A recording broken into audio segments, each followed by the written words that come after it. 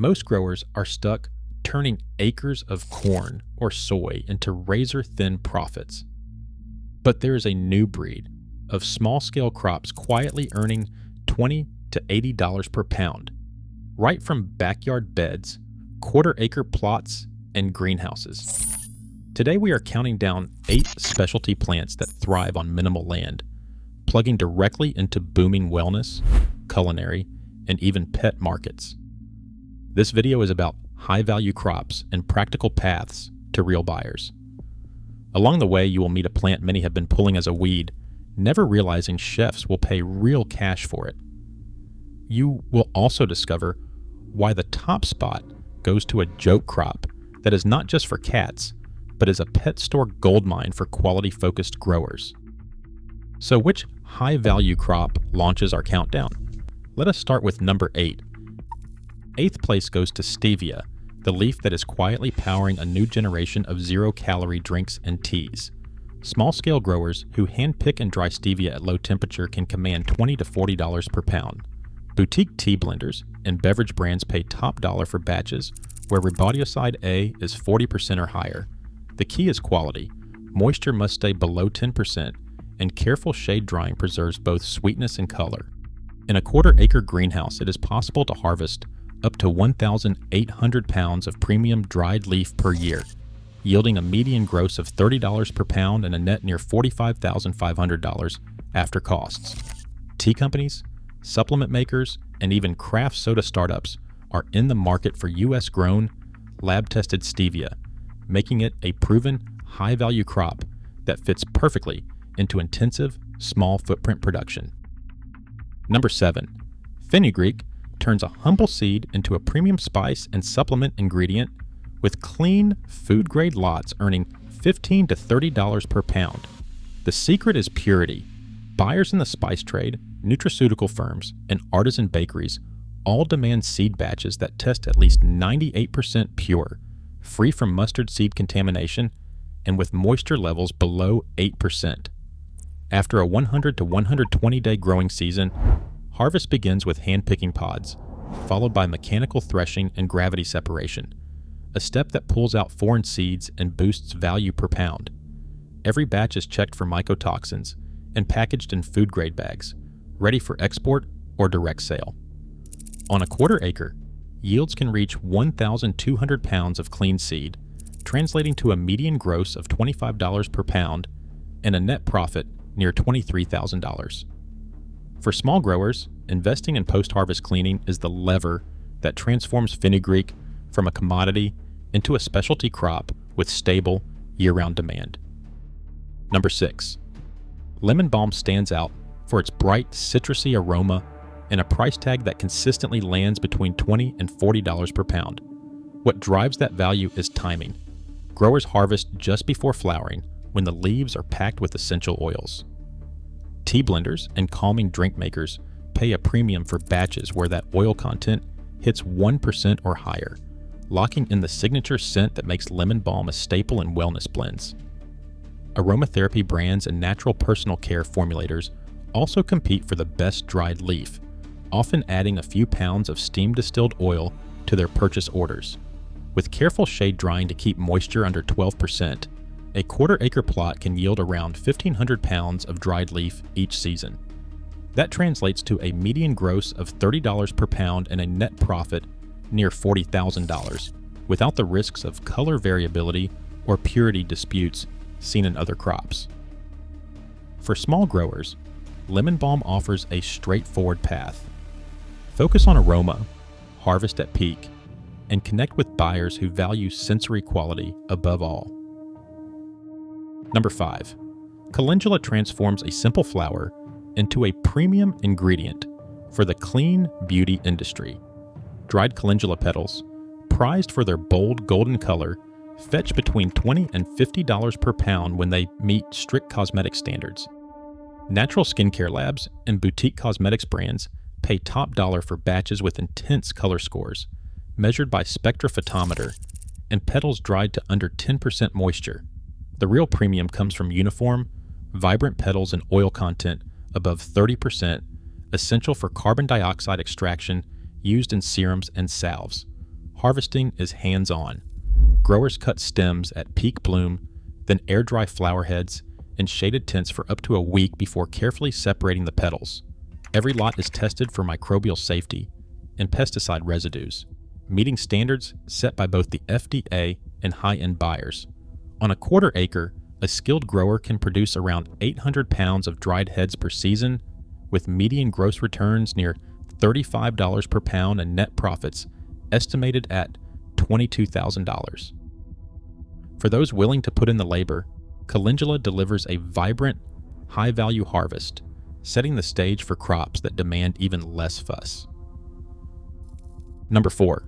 Purslane flips the script on what most growers consider a weed. For years, gardeners have pulled this succulent green and tossed it aside, missing out on a cash crop that can bring in up to $25 per pound, fresh. Farm-to-table chefs are driving the demand, snapping up crisp purslane for salads, garnishes, and even pestos, where its tangy bite and omega-3 content are prized. The real surprise?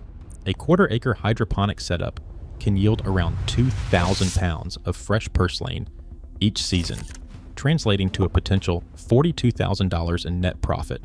Harvest is quick, hand-cutting tender shoots, chilling them immediately to 4 degrees Celsius, and packing into clamshells for chefs or smoothie brands.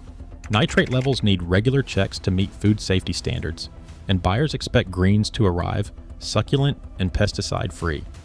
For those willing to freeze-dry and mill, the powder finds a market with functional food makers at even higher price points.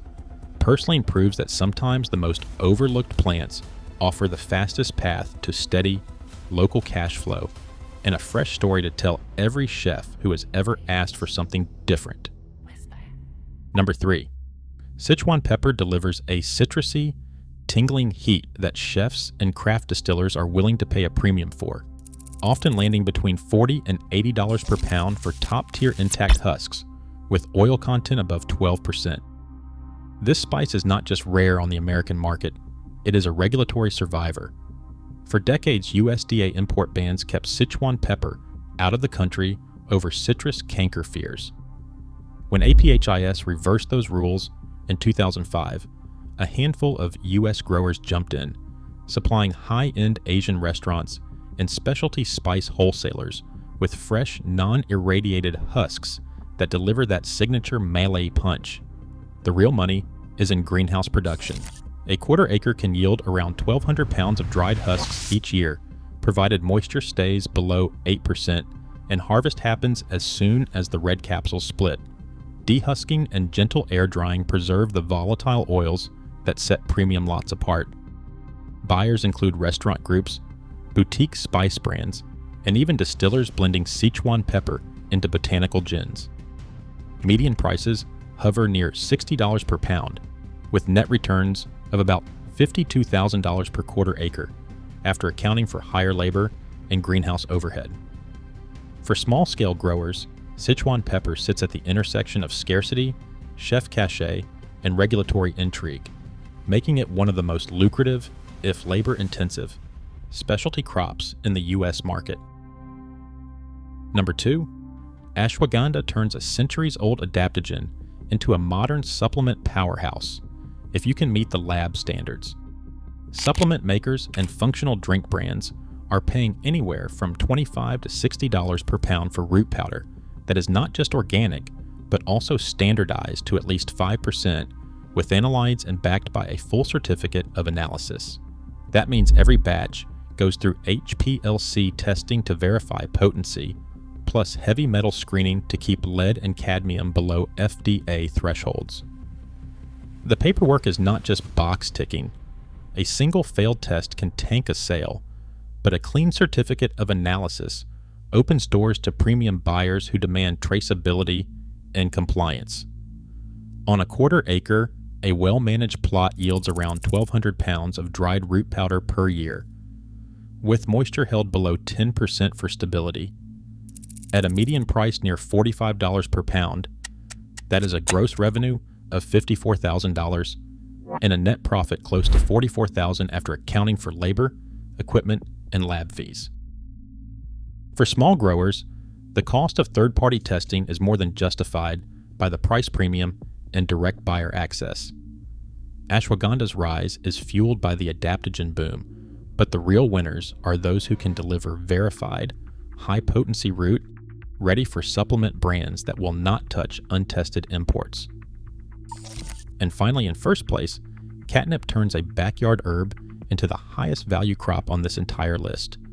Premium dried catnip leaf, with nepetalactone content above 0.8%, commands between $30 and $60 per pound from boutique pet brands, cat cafes, and even natural insect repellent companies.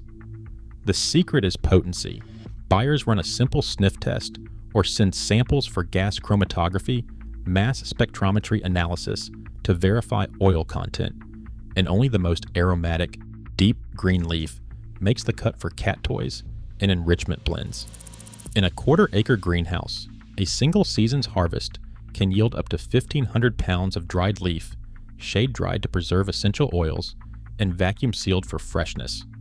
That's a median gross of $50 per pound and a net profit approaching $58,000, more than double the net returns of most culinary herbs. But catnip isn't just for pets. Nepetalactone oil, distilled from the same leaves, is now a sought-after ingredient in natural bug sprays, opening a second revenue stream for growers who can deliver high-purity batches. Premium pet brands want traceable pesticide-free catnip.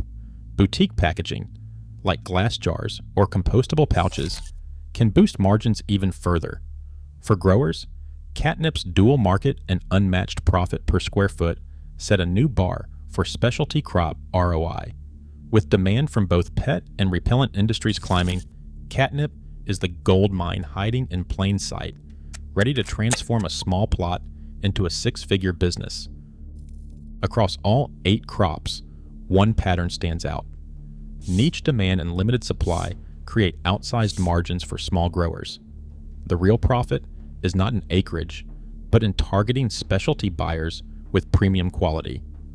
That's the new playbook for high-value agriculture. Which crop would you test first? Drop your pick below.